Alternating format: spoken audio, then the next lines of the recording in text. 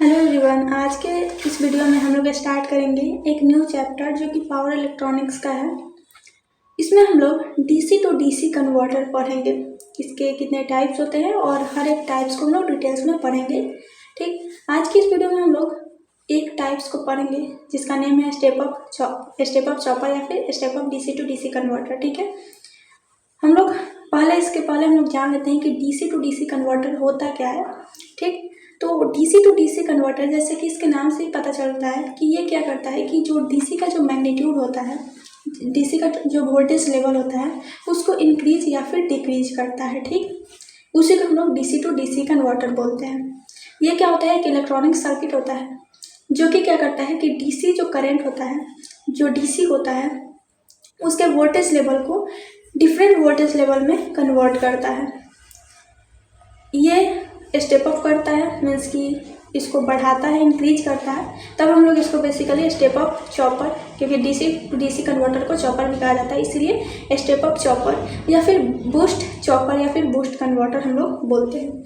जब वो डिक्रीज करता है वोल्टेज लेवल को तो हम लोग उसको बक वोल्टेज कन्वर्टर या फिर बक चॉपर हम लोग बोलते हैं। और अगर इंक्रीज और डिक्रीज दोनों कर सकता है तो उसको हम लोग बक बूस्ट कन्वर्टर बोलते हैं। इसका यूज बेसिकली पावर सप्लाईज में, बैटरी चार्जिंग में, वोल्टेज रेगुलेशन में किया जाता है। ये जो कन्वर्टर होता है इसको हम लोग चॉपर भी बोलते हैं, डीसी टू डीसी कन्वर्टर को चॉपर भी बोलते हैं। ये जो डीसी टू डीसी कन्वर्टर होता है ना, बेसिकली सिमिलर होता है ट्रांसफार्मर के जैसे। ट्रांसफार्मर क्या करता है कि एसी के वोल्टेज लेवल को इंक्रीज और डिक्रीज करता है, उसके मैग्नीट्यूड को इंक्रीज और डिक्रीज करता है, लेकिन फ्रिक्वेंसी सेम रखता है। वैसे इसमें क्या होता है कि वह डीसी को क्या करता है कि उसके वोल्टेज लेवल को इंक्रीज और डिक्रीज करता है। वो किसी अदर फॉर्म में कन्वर्ट नहीं करता बल्कि उसी के वोल्टेज लेवल को, डीसी के वोल्टेज लेवल को ही इंक्रीज और डिक्रीज करता है। ठीक है, इसलिए हम लोग इसको डीसी टू डीसी कन्वर्टर बोलते हैं या फिर चॉपर बोलते हैं। इसके अगर हम लोग सिंबल की बात करें तो ये इसका सिंबल है, ये स्विच की तरह दिखता है। ठीक है, अब हम लोग देख सकते हैं कि ये क्या करता है, इसका जो सिंबल है वो कुछ इस तरीके से है।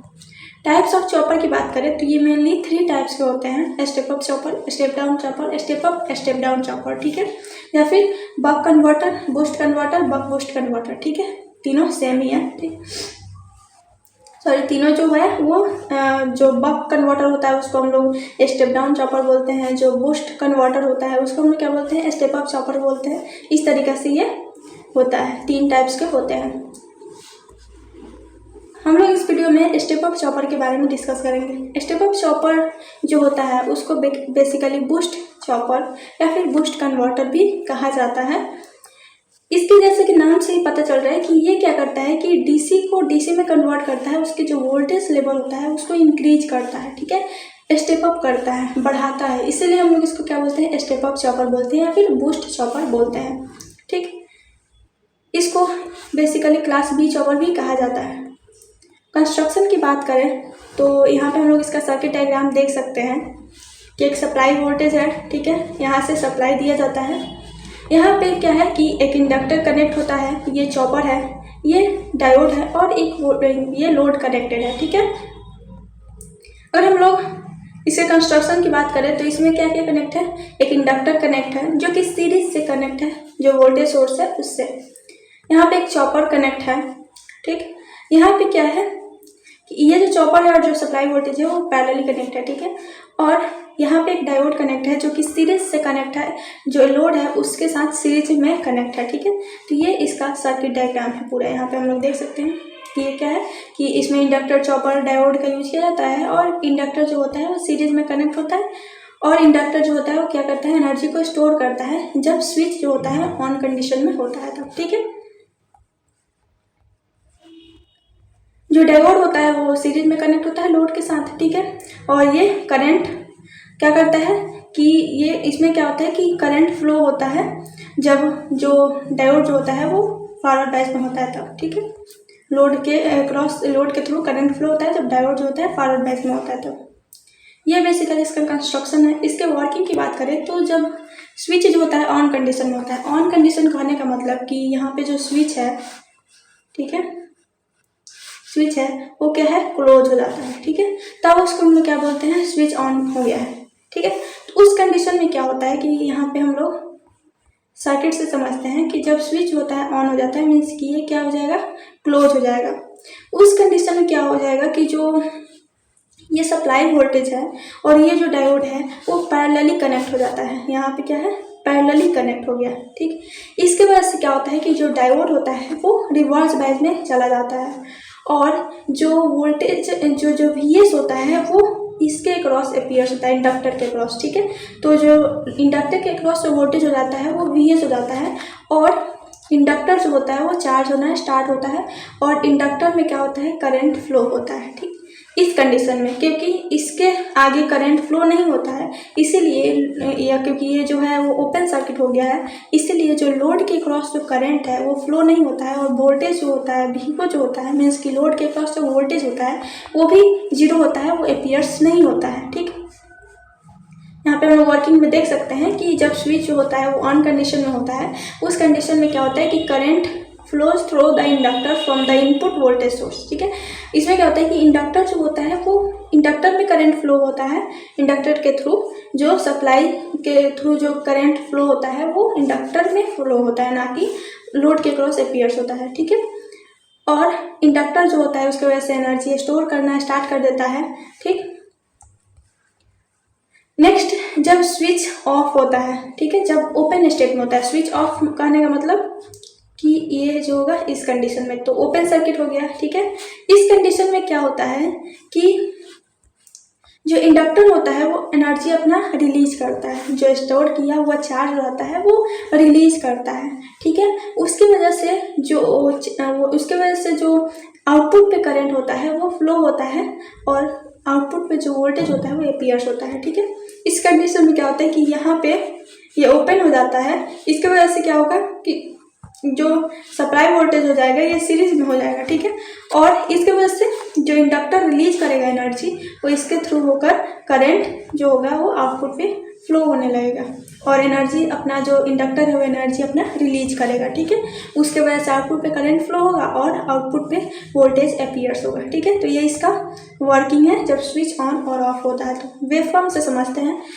यहाँ पे क्या है कि ये सप्लाई वोल्टेज है जो कि DC में है, एक स्टेडी स्टेट लाइन है, ठीक।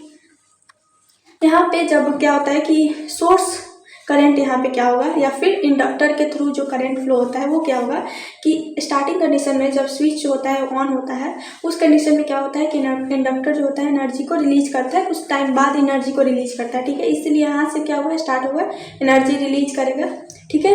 देन उसके बाद जब एनर्जी स्टोर करता है ऑन कंडीशन में, जब स्विच होता है ऑन होता है तब एनर्जी को रिलीज नहीं करता है बल्कि स्टोर करता है।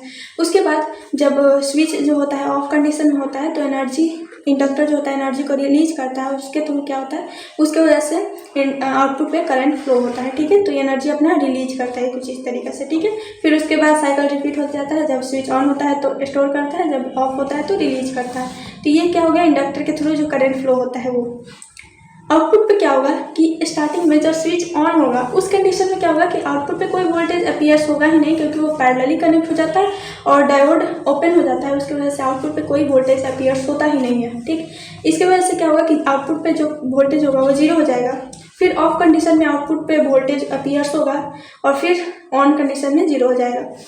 करंट क्या होगा, करंट क्या होगा उस कंडीशन में कि जो आउटपुट पे करंट स्टार्टिंग में जब स्विच ऑन होता है उस कंडीशन में क्या होता है कि स्टार्टिंग में आउटपुट पे करंट फ्लो नहीं होगा, लेकिन जैसे ही स्विच ऑफ होता है उस कंडीशन में क्या होता है कि इंडक्टर रिलीज करता है एनर्जी, उसकी वजह से आउटपुट पे करंट फ्लो होता है और जैसे जैसे रिलीज करेगा आउटपुट पे करंट फ्लो होगा, देन उसके बाद फिर 0 हो जाएगा जब स्विच ऑन हो जाएगा, तो ठीक है। तो कुछ इस तरीके से इसका आउटपुट वेवफॉर्म होता है। और बात करते हैं चॉपर टॉनन टाइम क्या होगा। चॉपर टॉनन टाइम का फॉर्मूला क्या होगा, यहाँ पे वोल्टेज अक्रॉस इंडक्टर जो जब चॉपर जो होता है ऑन होता है तो उस कंडीशन में इंडक्टर जो होता है, इंडक्टर के अक्रॉस जो वोल्टेज होता है वो into average current through inductor, जो करंट इंडक्टर के थ्रू जो करंट फ्लो होगा वो इंटू टॉनन टाइम, ठीक है। तो यहाँ पे क्या हो जाएगा VS into I1 plus I2 divided by 2 टॉनन, ठीक है। चॉपर ऑफ कंडीशन में चॉपर टर्न ऑफ टाइम क्या हो जाएगा VO minus VS into I1 plus I2 divided by 2 turn off, ठीक है। अगर इन दोनों इक्वेशन को हम लोग कंपेयर करें तो हम लोगों को क्या मिलेगा यहाँ पे I1 और प्लस I2 डिवाइडेड बाई 2 या फिर यहाँ पे क्या हो जाएगा I1 plus I2 divided by 2, ये क्या हो जाएगा, कैंसिल हो जाएगा। यहाँ पे क्या हो जाएगा VS turn on equal to क्या हो जाएगा VO minus VS turn off, ठीक है। तो इसको हम लोग सिंप्लीफाई करेंगे तो हमारा जो VO जो मिलेगा, क्योंकि हम लोग आउटपुट वोल्टेज निकालना है, तो आउटपुट वोल्टेज क्या हो जाएगा VST divided by turn off time, ठीक है। तो यहाँ पे इसको हम लोग सिंप्लीफाई करेंगे और तो टर्न ऑफ टाइम क्या हो जाएगा T माइनस टर्न ऑन, ठीक है।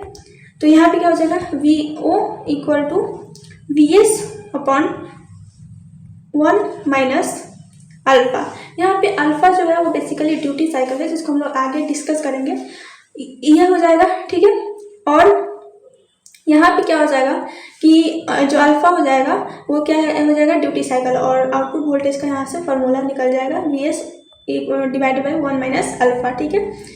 जब चॉपर ऑन कंडीशन में होगा तो ड्यूटी साइकिल जो होगा वो 0 होगा, इसलिए VO का वैल्यू VS के इक्वल होगा, क्योंकि यहाँ पे जब वैल्यू इसका 0 हो जाएगा अल्फा का, तो वहाँ पे क्या हो जाएगा VS अपॉन 1 माइनस 0, ठीक है। तो VS हो जाएगा यहाँ पे। जब अल्फा का वैल्यू 1 होगा, जब चॉपर जो होगा ऑफ कंडीशन में होगा, तो उस कंडीशन में क्या होगा कि 1 होगा, तो यहाँ पे 0 VS डिवाइडेड बाई 0 क्या हो जाएगा, इनफाइनाइट हो जाएगा। तो आउटपुट का वोल्टेज होगा वो इनफाइनाइट होगा, ठीक है। अब हम लोग बात करते हैं एडवांटेज की, तो इसका इफिशियंसी जो होता है ज़्यादा होता है, एनर्जी लॉस जो होता है वो लो होता है, पावर फैक्टर इंप्रूव होता है और रेगुलेटेड आउटपुट वोल्टेज प्रोवाइड करता है ये, ठीक है। इसका एडवांटेज है। डिसएडवांटेज की बात करें तो हायर करंट स्ट्रेस होता है, इसमें डिसएडवांटेज है। स्विचिंग लॉस ज़्यादा होता है और रिपल ज़्यादा होता है, और साइज और वेट जो होता है वो ज़्यादा होता है, और इसका कॉस्ट जो होता है वो भी ज़्यादा होता है। तो ये डिसएडवांटेज है कुछ जो कि स्टेप अप चॉपर का है। एप्लीकेशन की बात करें तो इसका यूज बेसिकली जो वोल्टेज होता है, DC वोल्टेज होता है, उसको इंक्रीज करने के लिए किया जाता है। रिन्यूएबल एनर्जी सिस्टम में किया जाता है। LED drivers battery charging system में इसका यूज किया जाता है। साथ ही साथ UPS में इसका यूज किया जाता है। और उसके अलावा इसका जो एप्लीकेशन है वो है electric vehicles, telecommunication equipments, medical device, energy harvesting system. तो ये सारे इसके एप्लीकेशन हैं स्टेप अप चॉपर का। तो ये स्टेप अप चॉपर का डिटेल्स वीडियो है। आज के लिए बस इतना ही। Thank you.